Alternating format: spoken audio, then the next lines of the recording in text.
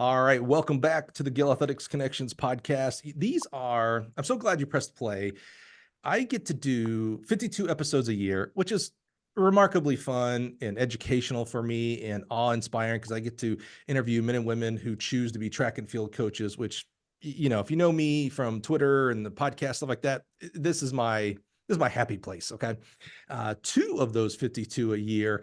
I am blessed when the USTFCCCA Boys and Girls National Coaches of the Year agree to come onto the show. We've done this for I think this is the fourth year in a row now. So I'd go back and look. They're all right about this time frame, sometime in November-ish, December, when we publish them, right as we're leading into the convention itself. And we've had some amazing men and women, high school coaches who are really just instrumental into not only our sport, but our profession of coaching track and field. And we get to do it again this year. So I'm going to hop right into this. I'm super excited. Help me welcome the USTF CCCA National Girls Coach of the Year from a track state here. Let's be real here. Louisiana, from Scotlandville High School. Help me welcome the wise, the wonderful Miss Ursula Harris. Ursula, how are you? Thank you so much. I'm great. I'm wonderful. How are you? Well, I'm talking to you, so and getting paid. This is my job, so I mean, this is kind of Yeah. yeah. This is pretty. I'm a lucky boy. Let me tell you Yeah. that. Congratulations, dude. Thank you This so is much. amazing. Unbelievable. Like I cannot, thank God enough to, be given a recognition and award like this. Like I just never would have expected it.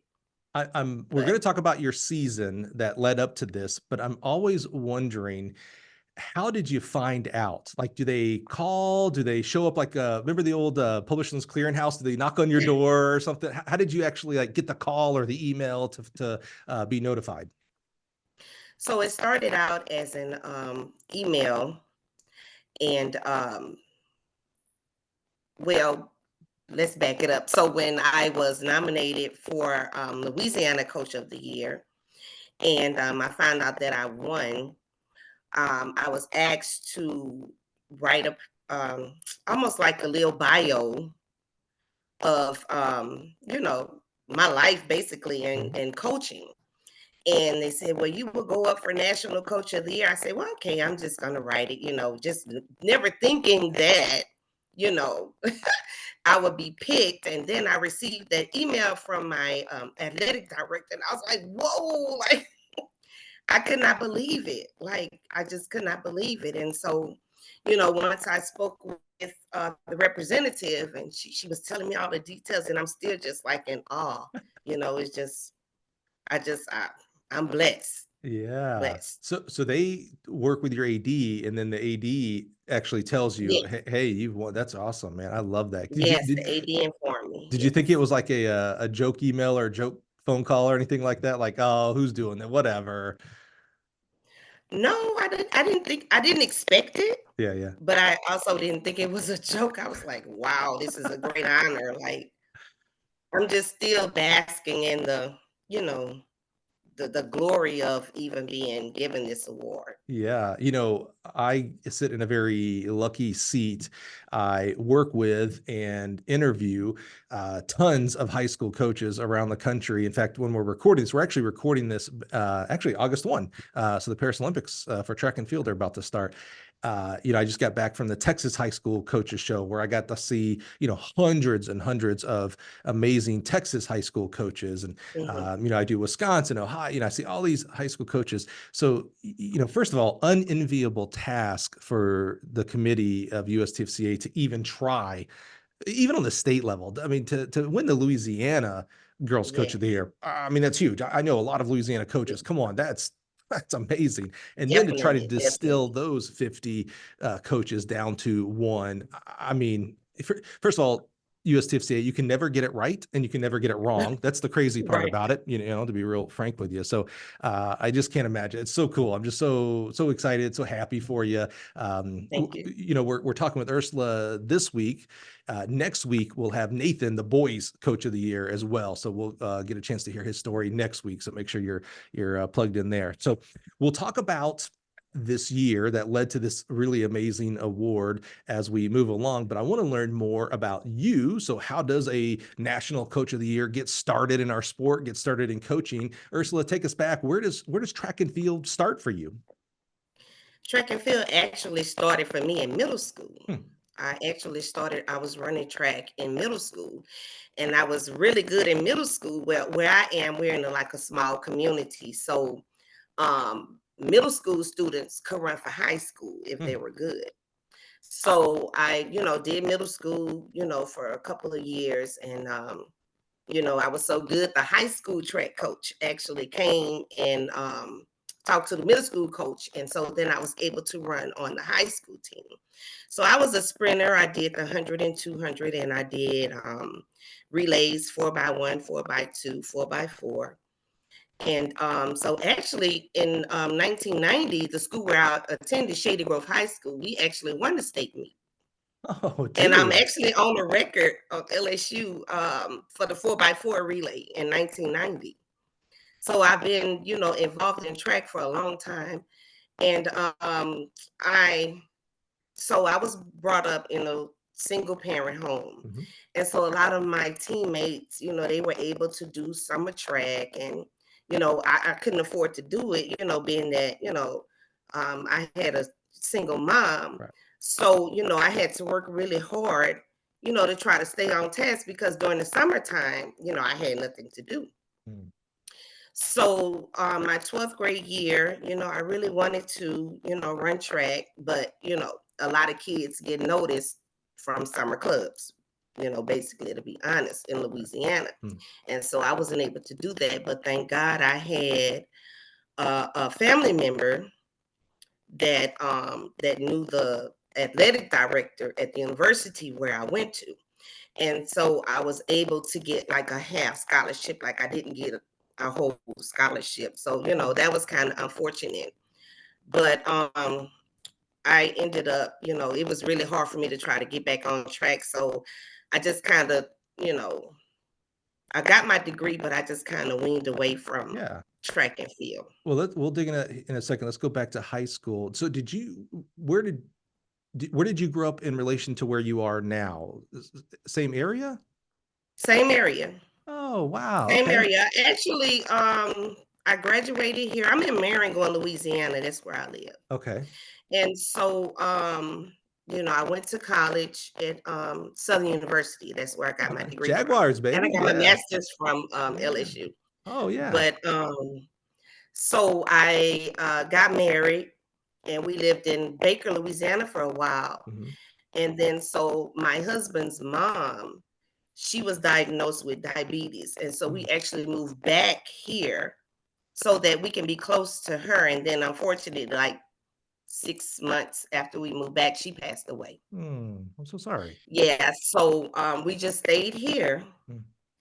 And so that's where we've been here. Let's explore the club thing here a little bit, because I'm hearing a little bit, maybe the same timeline I was. What year was your senior year? What year did you graduate high school? 1991.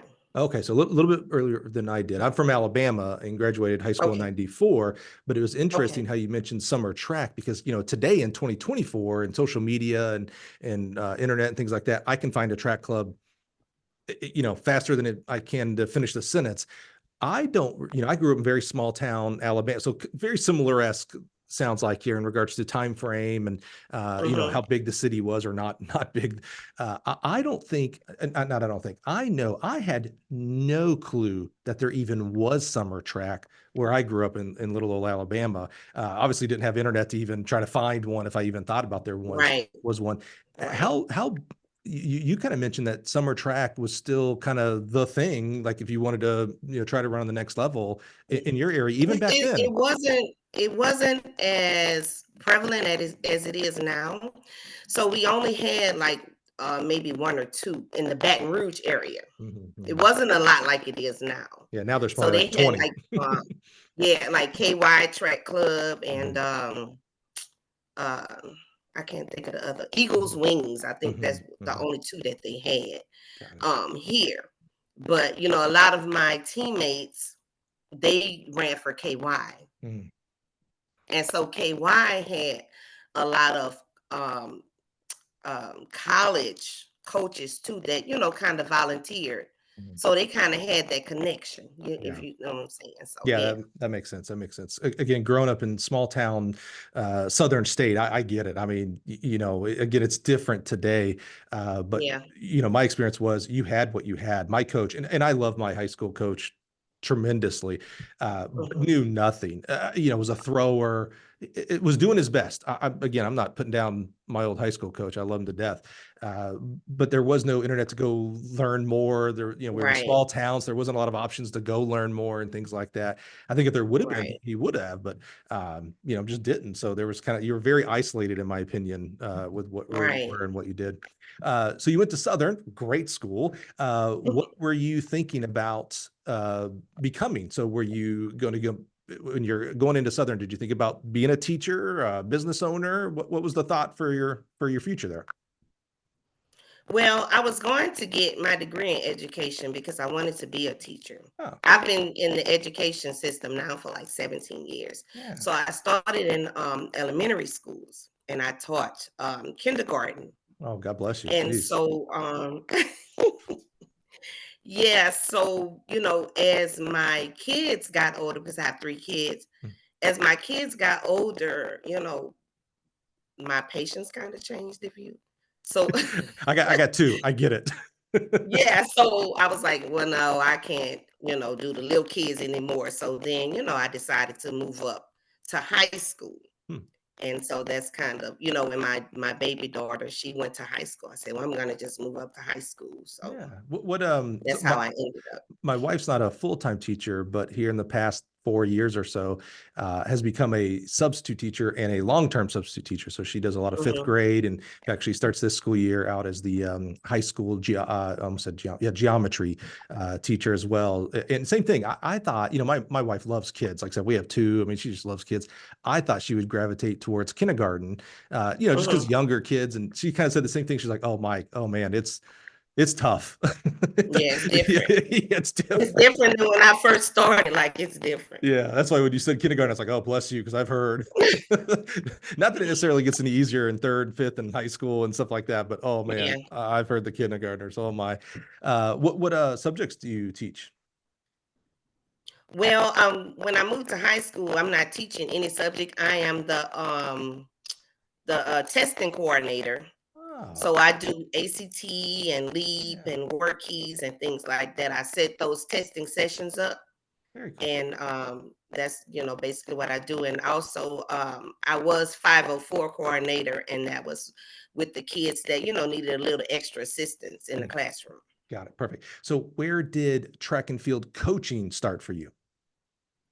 So it really started when I had my youngest daughter. She's 18 now. She just graduated high school. Oh, very cool. And so she was like running all through the house everywhere. So I say, once she gets old enough, I, wanted to give her an opportunity that I didn't have. And so I found a track club for her to go to. But even before she got in the track club, because I still had some skills that I remembered from when I was in school, I would teach her like, techniques and formation, how to hold her hands and, Right. breathing exercises and things like that before she even, joined the Hmm. track club. And so, it just basically started from there. And once she got to the track club, I kind of stepped back, and, let them do their thing. But, I didn't do anything else again until like when COVID came. Did you? And so, they had shut down.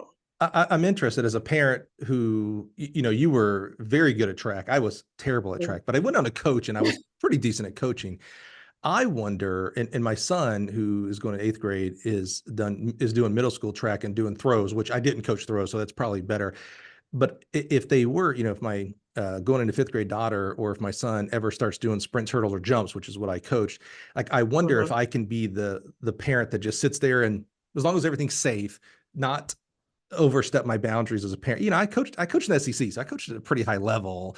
You mhm. ran at a pretty high level. Did you find it hard as your kids? Well, we're only dealing with one kid right now, and maybe you'll tell me the other kids did as well. But as they were going through club, you've got your own experience, you got your own opinions. Did you find it hard to just, you said you stepped back. Did you find that hard to step back and just let the coaches do their thing? Or did you find yourself speaking into it? How did you handle that?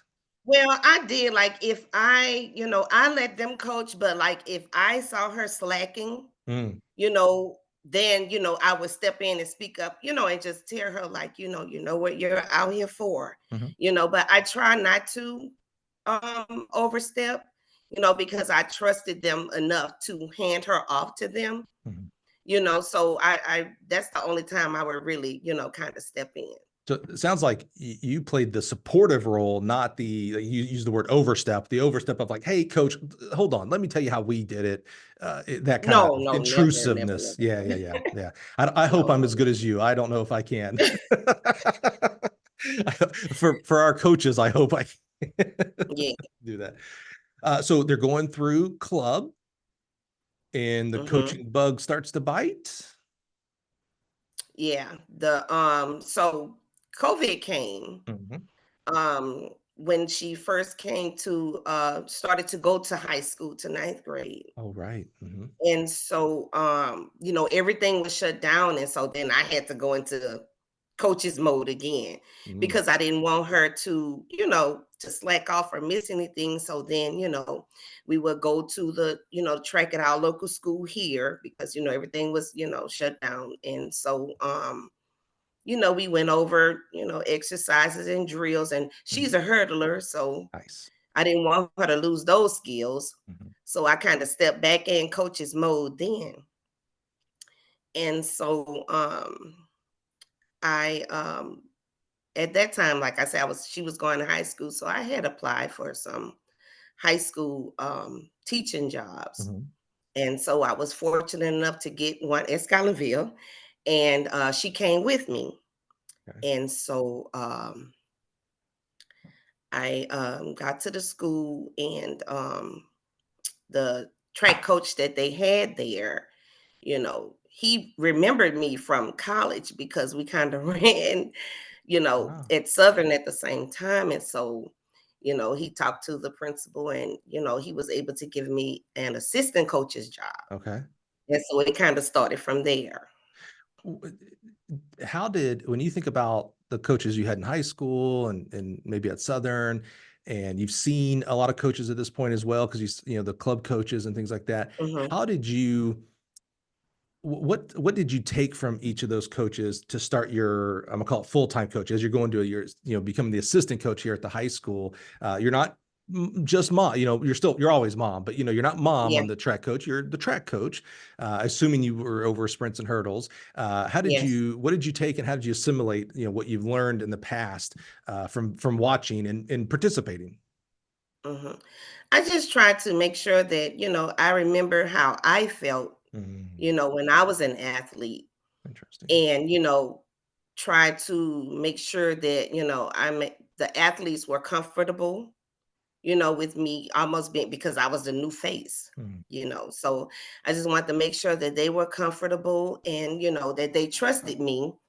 And I kind of used those skills from, my high school coaches, being patient, of course, and, taking the athletes to the level that, they needed to be on.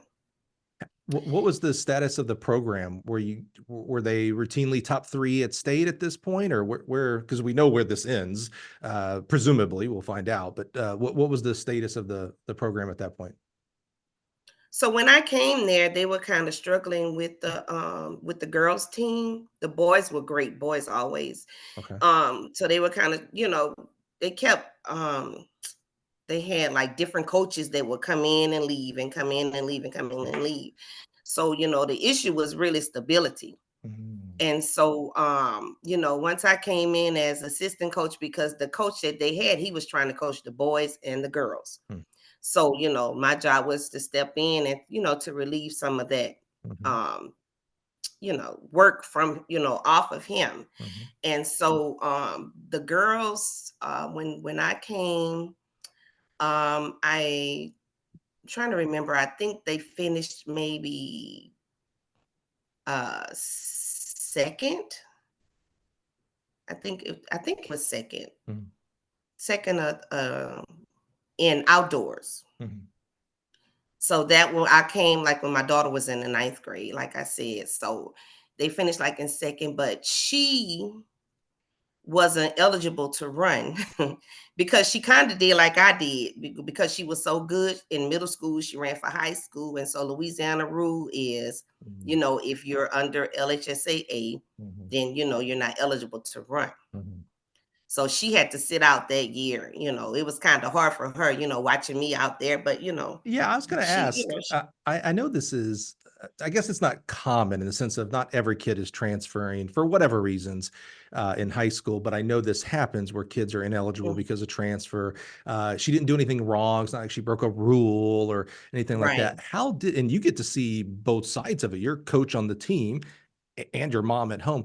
You were talking about a freshman. So we're talking about what, 14-year-old Yeah. kid? How does a 14-year-old kid stay in it? I mean, it's so easy to be like, "Oh, I'm not with the team. I can't even compete." It's so easy to go do a million other good or bad things, by the way. She could have went hardcore into academics in the glee club. I don't know. How does a kid handle that? Like, how do you stay into it and be and just ready for a whole nother year beyond for sophomore year? My daughter, her name is Macaria Harris, and Macaria? she, yes, I love that. she loves when I tell you eat, sleeps, and breathe track. Like Nice. it's her passion. Like she is way better than I was at her age. Hmm.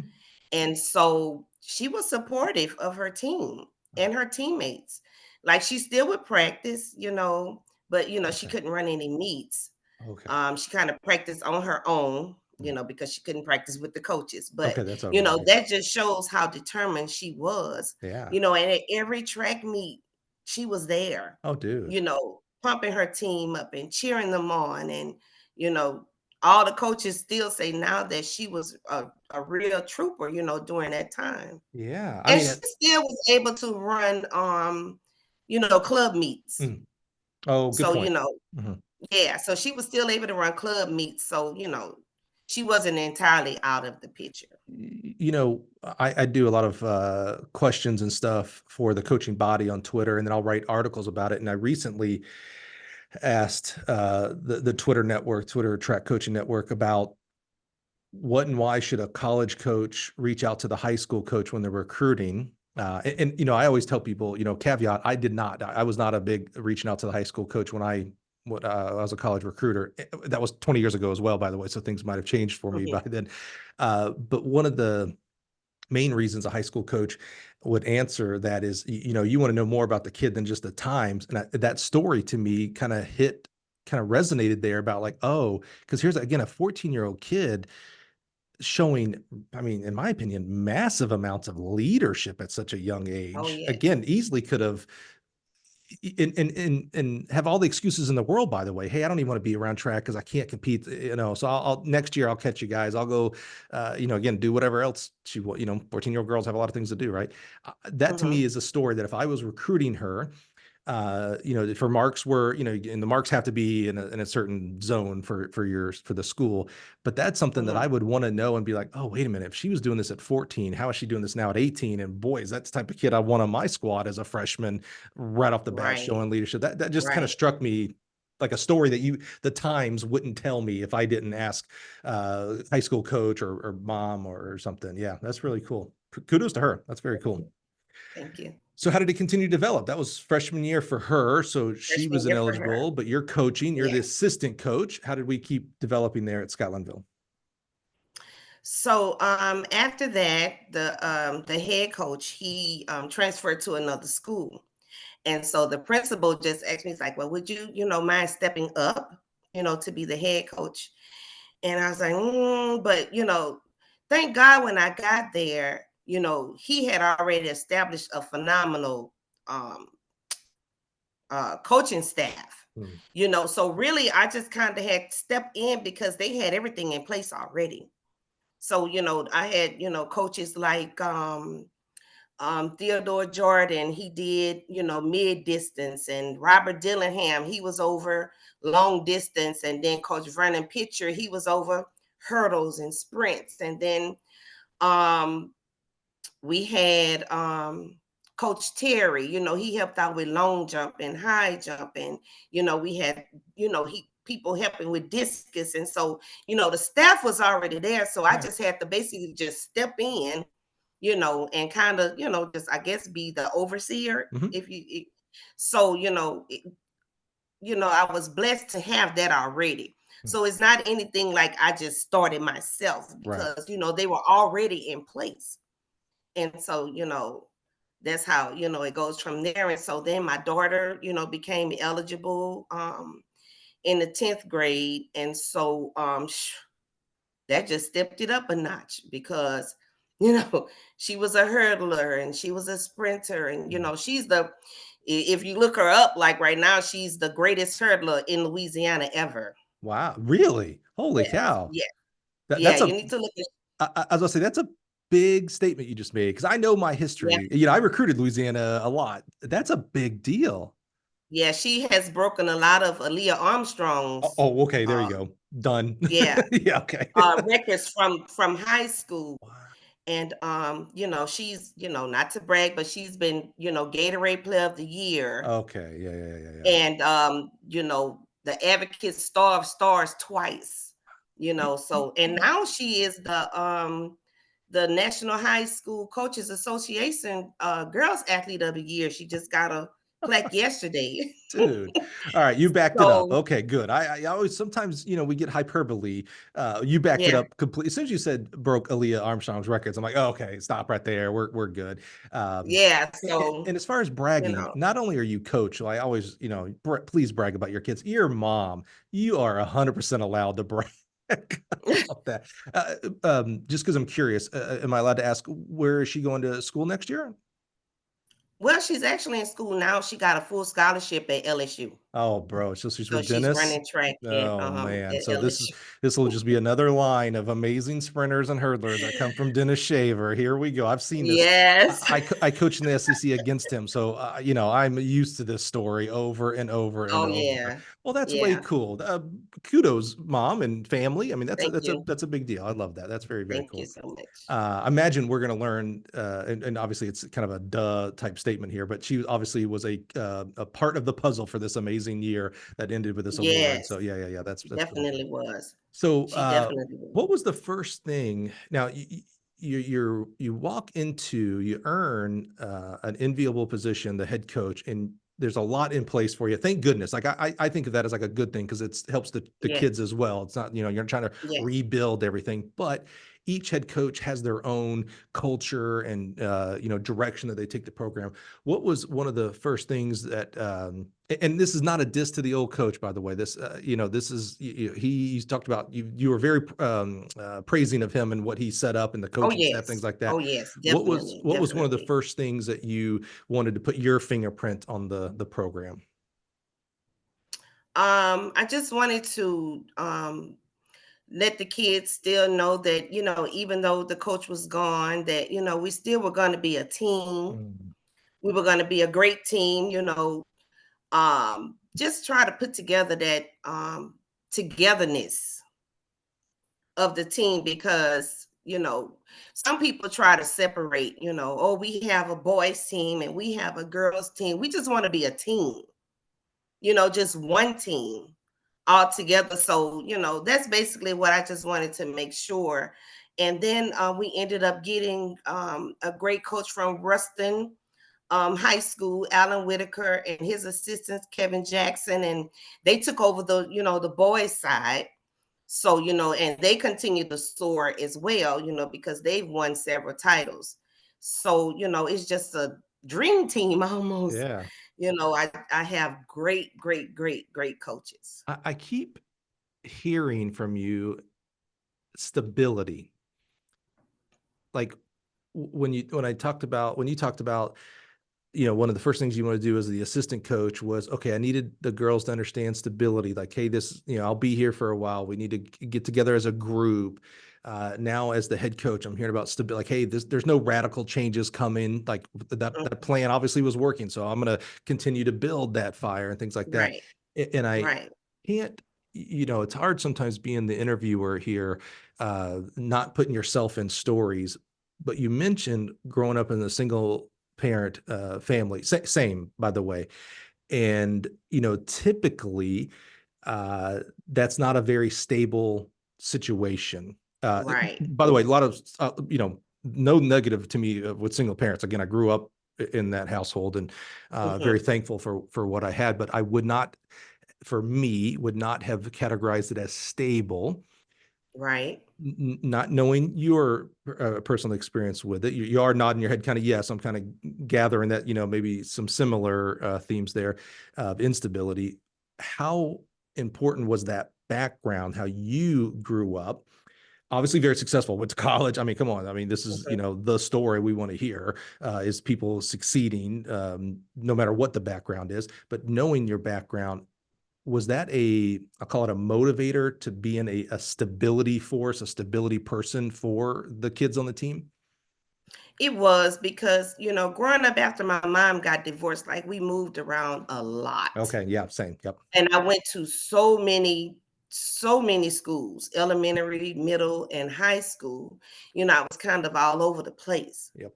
And so being stable is very important for me, even when, as growing up, I went to high school and, mom was still kind of moving. I was like, Mom, look, I want to go stay with my grandmother, because, she was more stable and, I would be able to complete, high school in one place. Because even when I first started high school, I went to school in ninth grade there, and then we moved again. And so I had Mhm. to go to school somewhere else. Then we came back again, and then we moved. So, it was a lot for me. Yeah, And so that's why, I like to focus on stability so much, yeah, because once everything is stable, you can get comfortable, and you'll be more, amped to, I guess, be more motivated to do what you needed to do. So, that's why it's so important to me. And yeah. that's why I try to, with, being married and, making sure my kids have a stable household, Yep. and so, I just thank God for that, he's kept me, and my mom, she did, the best that she could, Absolutely. because she was, trying to work in the day and she was going to college at night, and so it was kind of a lot on me because I kind of had to step in, for my little brothers to make Mm, sure that they had what they needed, as far as food and helping them with homework, like you say, not taking anything away from my mom because, she really tried, she did her best, yeah. but I guess, taking that on too, it taught me Mhm. to be more responsible. Yeah, I was a single child, so I can't imagine having siblings as well. Yeah. It made me who I am today. From K through ninth, I moved a lot. I did luckily get to Mm. go to the same high school for all 4 years, but you're always the new kid. That's what I always when people ask me, when Yes, we're talking about, I was like, you're, always. you're always the new kid. I go, and so you learn quickly. This again, my experience here. I don't want to put my experience, assume my experience the same as yours, Ursula. Uh, but when you're always the new kid, you have to quickly find out who's your circle and who's not your circle. Like quick, you learn it almost as a skill of like, okay, these are going Mhm. to be my tribe and these are not going to be my tribe. And Right. then a semester, or maybe if you're lucky, a whole year goes by and you do it again. Maybe you get a whole year at a school. So it may be who I am today and has made you who you are today, Ursula. But it is Yeah. tough sometimes, and I think I echo the sentiment about how important stability is to me now. So with my marriage and my children and things like that, it's like, oh, okay, well, I'm going to double, triple, quadruple down on this group, my kids and wife, Yes. because I wasn't unfortunately able to do that. Yeah, that's interesting. It's interesting how it molds you as a coach. Your That's your your right. your background. You're still a human when you coach. Just because you put that coach title on doesn't make you some Autobot that is, Right. Because goes I tell them too that I'm a mom first, right. so, that, and a lot of them on the team, they call me mom, Mhm. so, and it makes me feel good because I know that they trust me, Right. and when you gain that trust, they'll work hard, to make sure that they keep you happy almost, Yeah. Yeah. Yeah, So we certainly, you've seen this as a spouse and as a child yourself and your own children, your own work group as far as teachers and things like that. We tend to do better. We tend to do greater things when we're doing it for others. And exactly. so I think the kids, what you're expressing there, I think they want to do better because they want to do it for you as well as themselves. By the way, their own Yeah, parents and their own teammates. yeah, But when we're yeah. doing it for others, we know we tend to give it more than if I'm just doing it for myself, which is also important. But just, it's the teammate aspect. And coaches are Right, part of that teammate aspect of it. right, So let's talk right. about this year. It's interesting. Kind of maybe seems like maybe your daughter going along this curve for this, this year here. Um, as you were going into the 2024 season, I'll ask you this way: did you foresee it ending with a Coach of the Year award, or was it, did you Did think it was not, going to be a special year? Talk to us about the year. did not. I actually going into the year, it was kind of bittersweet for me because my daughter was a senior, and I knew that she would be leaving, Mhm. but I also wanted them to do great things. So, we went into the season, we knew that we would do well, because we were, steady climbing the ladder, Give us and a little background. How did the 23 season end? Did you end as state champions or what? yeah. Yeah, okay, So okay. starting with um we were my daughter's 10th grade year, we were indoor runner up, and then we ended up being outdoor state champions. Hmm. And then 22, 23, we won indoors and we won outdoors. And then this year we won indoors and outdoors. Wow. So, we have 5 um, state championships right now.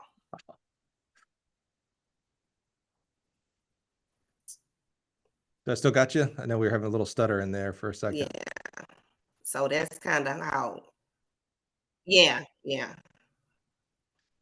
Yeah, I think we're having a little Can you bit of, hear me? yeah, I can. We're just, it's like it's slowing down your side. I don't know if it is on your side. I'm just saying the communication on mine.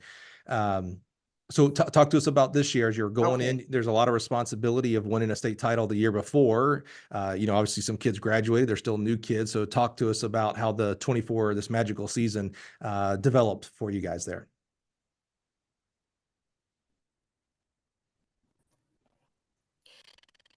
So we knew that, we had a lot of people, on our backs because we won last year. And so we kind of motivated kids to say, now listen, coming back for us, because we've won. So, we just try to keep them motivated, um, make sure that they did what they were supposed to do. We kind of gave them more independence. We just wanted to see how they would work on their own, because a lot of them were graduate, basically trained themselves. And so, we just kind of worked on that and just kept kids motivated, had them working hard. And so they knew what they had to do. We kind of went over each event, letting them know, say, hey, we need, this amount of points in this race. And we need this amount of points in this race. So that they knew what they needed to go in. Um, um, they just needed to know like what their races were, what they needed to do. And that's what they did. We even had a couple of surprises, some that we thought wouldn't point, but they actually did. So it worked out in our favor. In high school, we're dealing with 14, we're working with 14 to 18-year-olds. And in college, I'm not sure it gets easier necessarily, but we're working with 18 to 22-year-olds. Mhm. How, as the high school coach of it, we're dealing with 14, 18-year-olds, and maybe you were more skewed towards juniors and seniors. So let's call it 17 to 18-year-olds. They're still 17, 18, they're still kids. Okay.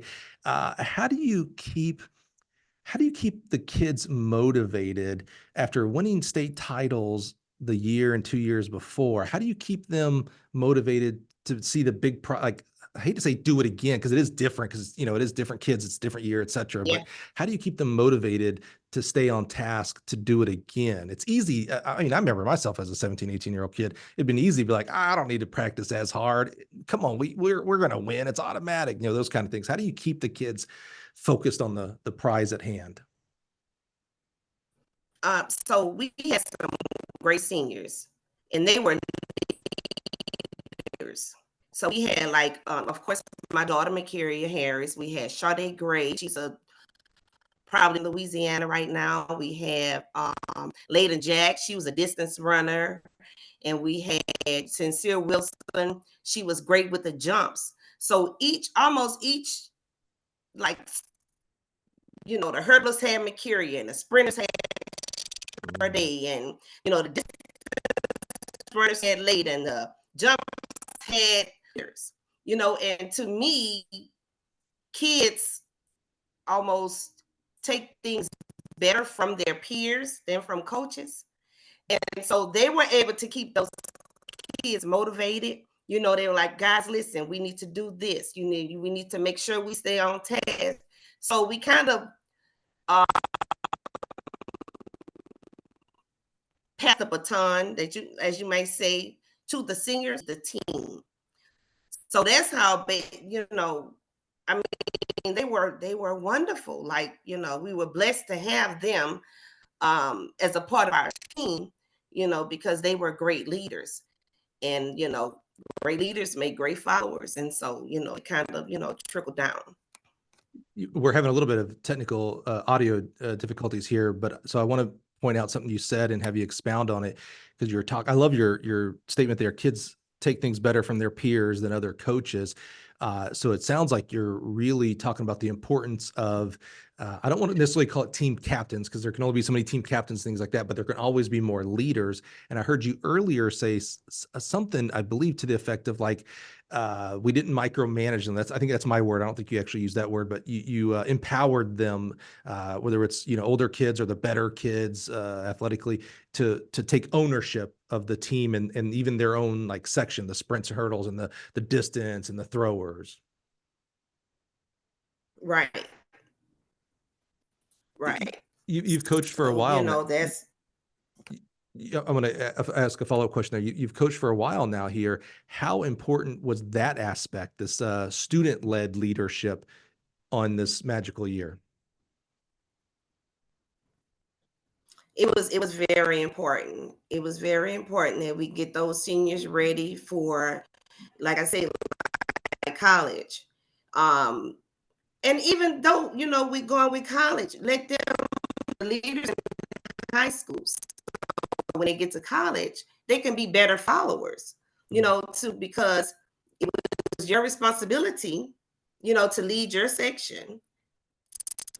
So in order to be a good leader, you have to be a good follower as well. So it all kinds of, kind of connects together, just trying to transition them to get ready for, the college career. And also to let the younger kids see what the older kids were doing. Mm-hmm. So when it gets their turn, they'll be able to do the same thing as well. Like our 11th graders that, we took 12th grade now, but they were right up under those seniors. And so they were able to learn, how to be a leader from them. And so that's what we kind of keep, trying to do, just get each, group ready for, what's to come. Ursula, it strikes me. So this is roughly 2024 was your 4th year coaching? Say that again. I'm sorry. No worries. Yeah, it's breaking up. I don't know what's going on. It's all good. We'll make it work here. It strikes me that 2024 was your 4th year coaching. Is that correct? My 4th year. Yes. I really, that's interesting to me because, not a lot of times, often an award like this will be for someone who's coached for 15, 20, 25 years, and they earned out. This is not a who deserves or doesn't deserve question. It actually kind of gives me it makes me think about like a coach right now in the middle of Kansas, and it's their third, fourth, fifth year of coaching, and they're like, I'm not really, air quotes here, important until I'm in my 20th year, or things like that, or I can't do big, great things until I get a lot of experience underneath my belt. It's really interesting to me, really early in your official coaching career here. Now, you're mom, so that's kind of like coaching Yeah. 24/7. But as far as like officially, on staff, real early, do you think that helped or hindered your career at this point? This is a hard question because you can't see 20 years ahead and the things that you will have done in those 20 years. So the kind of terrible question is, do you think it helped or hindered that you're air quotes only in your fourth year of coaching?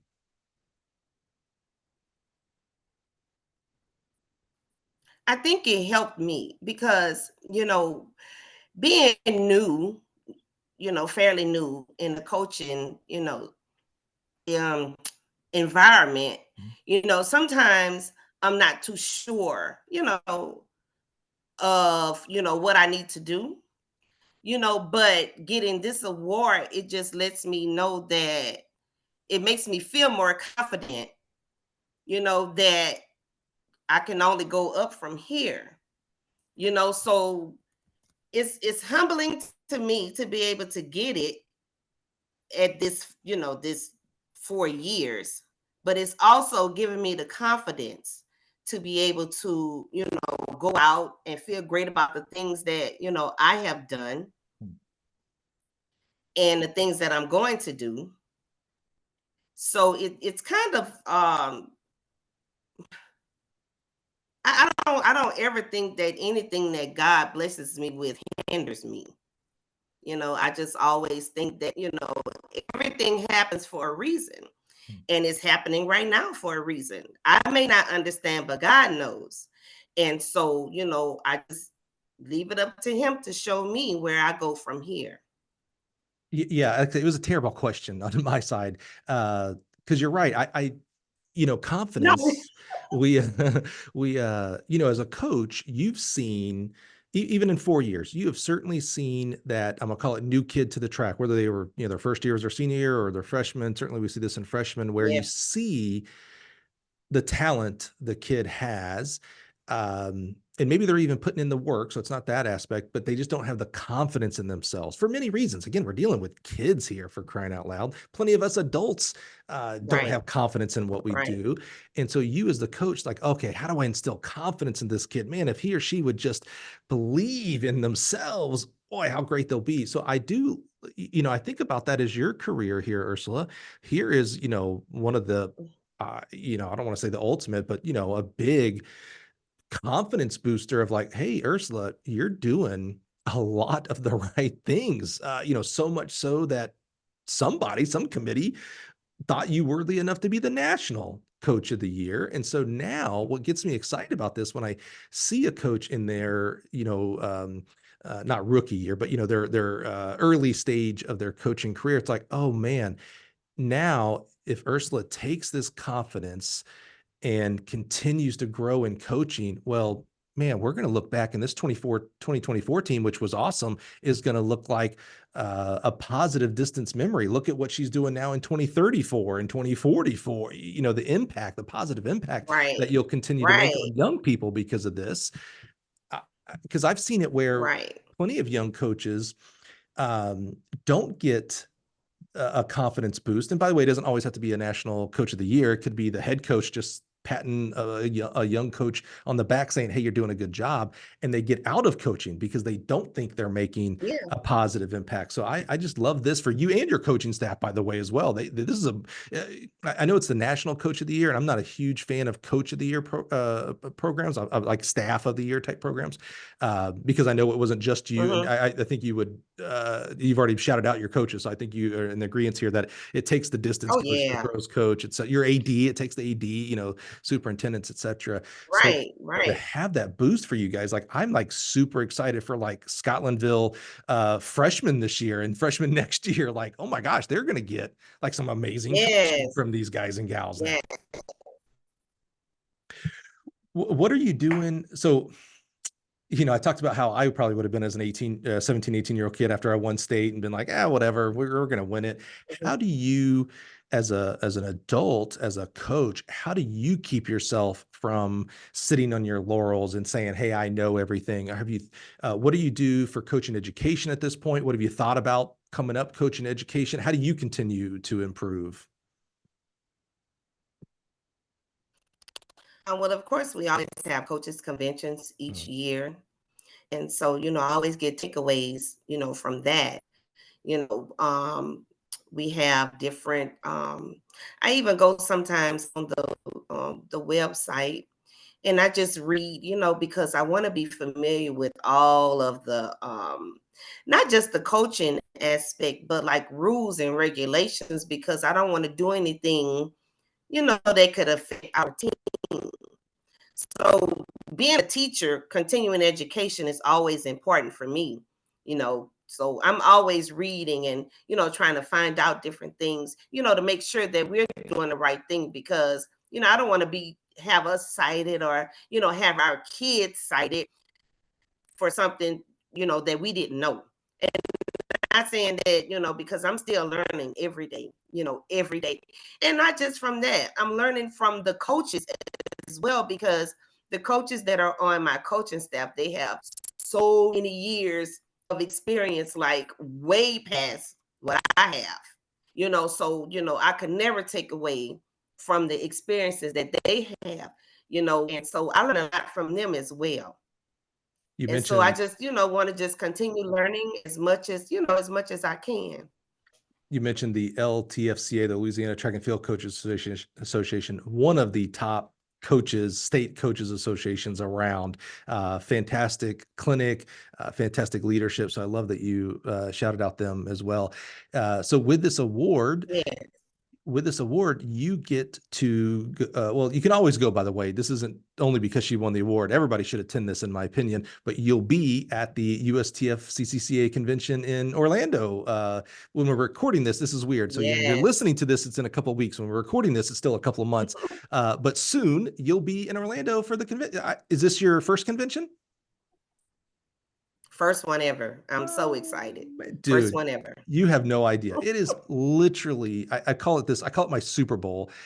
I just love Mhm. the week of USTFCCCA convention. First of all, shout out to Sam Seams, the CEO, and the entire USTFCCCA organization. It takes a lot of men and women to pull this whole thing off, not just convention, but USTFCCCA.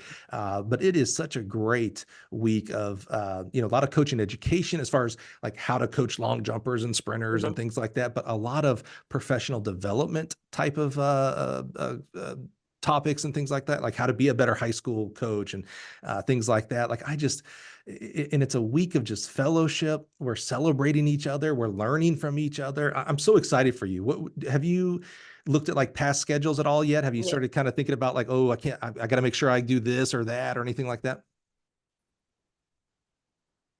I hadn't really checked into it, as of yet, Mm. but I am so excited because, I know I'm gonna learn so much more, and I can bring it back, to my other coaches and, let them know what I've learned and, some things we may need to tweak, that I learned from them or, we could do differently with the kids. But, anything learning, I love learning new things. So I'm super excited. I'm going to get my little, planner and, circle which, presentations I want to go to, because I want to learn, so much, because, I've got blessed to be in this position. And I don't just want to sit, and just say, oh, well, we've done this, because it's always other things that we can learn and other things that we can do, because we are state champions. We don't know everything. We have, great coaches, as I said, and great athletes, but it's always room for improvement. And you know what the greatest opportunity you'll have during convention? Wait, say that again. I'm sorry. You know what the greatest opportunity that you'll have during convention? What's that? We'll get to meet in person. Oh, okay, yes. I was a little worried. I was like, oh, she does not seem excited. Oh no. Yes. Look, I was like, what? Very suspenseful. So as we start to wrap up here, one is, so when you're listening to this, this should be December 2nd when this publishes. So next week, we'll have the boys National Coach of the Year. We'll learn his journey, Nathan. And then the Mhm. next week will be the USTFCCA convention that Monday. As far as planning is right now in August, we'll be doing a live taping of the Gill Connections podcast. We've done this for the past few years where we have coaches drop in for a couple of hours, about 5-10 minutes each, and just kind of have a fun conversation with them. So make sure you join us on Monday live. If you're there, make sure you come over. If you're not there, Okay. if you're listening, we'll be live on YouTube, so you can participate that way. And then Okay. Ursula will be getting her award there as well at the convention, which is just, again, anything that honors track and field coaches, I am going to support 1000%. So Ursula, as we Yes. wrap up today, you've got a lot of coaches listening right now. You've won this big award, deservedly.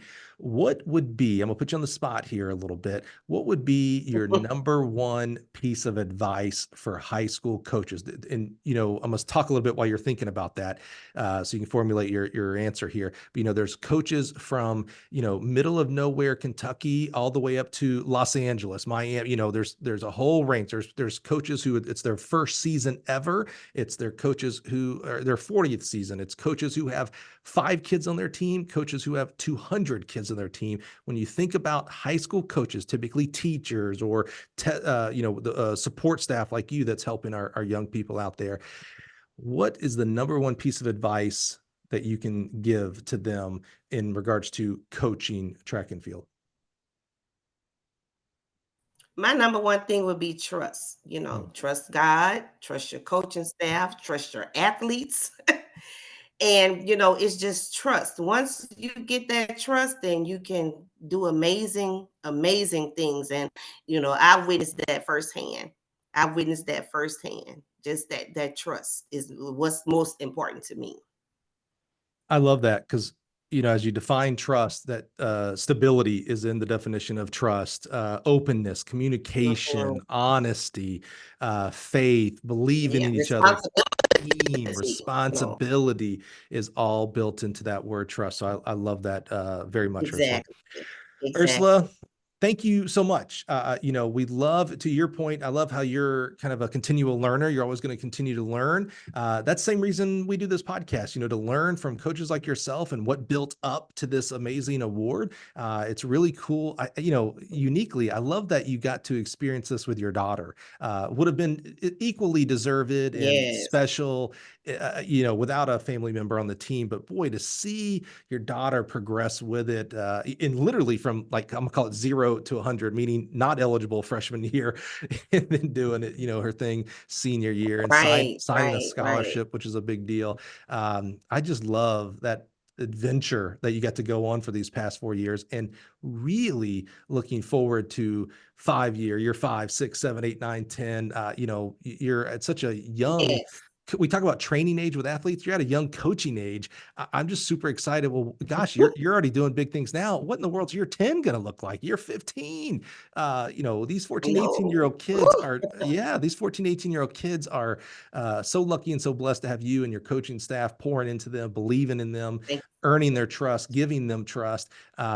This is literally the superpower of our track coaches out there, the impact, the positive impact that you are making on these kids. Not 99% of them are not going to go on to college or the pro ranks, right?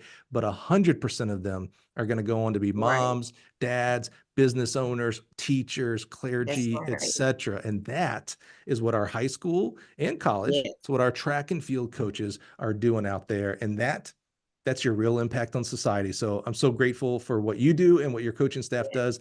And congratulations. I'm so happy for you. Thank you so much. Thank you so much. I appreciate it. Awesome, guys. And thank you for being here another week, man. Again, I get to do 52 of these a year, and they're all special. there's just something special about the USTFCCCA National Coaches of the Year to be able to learn from their really special year. I think there's a lot to take away. Again, I love that it's not a legacy award, meaning only coaches who have coached 25, 30 years win this award. I love that it's unique that she's year 4 and doing these things, because whether you coach for 1 year or 100 years, you're making a positive impact on young people. So it doesn't matter what year you're in, as long as you're in the dirty work, you're in there helping those young kids out. And I'm just so grateful for that. So join us next week. We'll head over to Indiana for the boys coach of the year and learn about his amazing season that ended with his National Coach of the Year award. And then join us the week after. We'll go live at USTFCCCA, and we get to hang out with these guys in person in Orlando, which is not the world's worst city at all. So thanks for being here. Join us next week. We'll do it all over again.